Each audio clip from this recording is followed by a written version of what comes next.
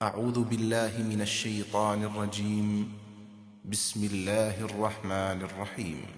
أو كالذي مر على قرية وهي خاوية على عروشها قال أنى يحيي هذه الله بعد موتها فأماته الله 100 عام ثم بعثه قال كم لبثت قال لبثت يوما أو بعض يوم قال بل لبثت 100 عام فانظر إلى طعامك وشرابك لم يتسنه وانظر إلى حمارك ولنجعلك آية للناس وانظر إلى العظام كيف ننشزها ثم نكسوها لحما فلما تبين له قال أعلم أن الله على كل شيء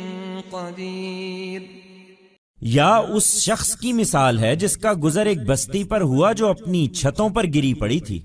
اس نے حیرت سے کہا اس کے اس طرح فنا ہو جانے کے بعد اللہ اسے کس طرح دوبارہ زندہ کرے گا.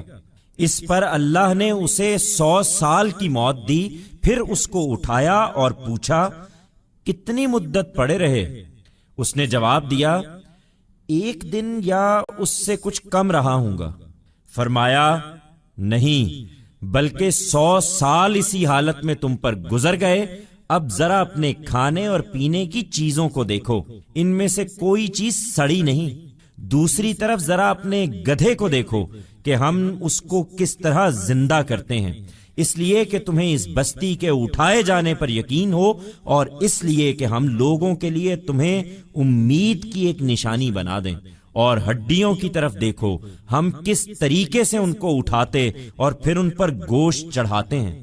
اس طرح جب حقیقت اس پر واضح ہو گئی تو وہ پکار اٹھا کہ اب کوئی تردد نہیں رہا، میں جانتا ہوں کہ اللہ ہر چیز پر قدرت رکھتا ہے.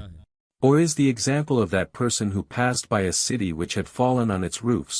691, he remarked with wonder, after being destroyed in such a way, how can God give life to it? Thereupon, God made him die for 100 years and then brought him back to life, and asked, how long did you stay in this state? I would have stayed for a day or a part of it, he replied. God said, no, in fact, you were in this state for 100 years. Now just look at your food and drink, they have not rotted. On the other hand, take a look at your ass, how we bring it back to life, so that you become certain that this city will be brought back to life, and so that we make you a sign of hope for people, and observe how we raise the bones and then clothe them with flesh. When, in this manner, the truth became manifest to him, he cried out, now I have no doubt, I know that God has power over all things.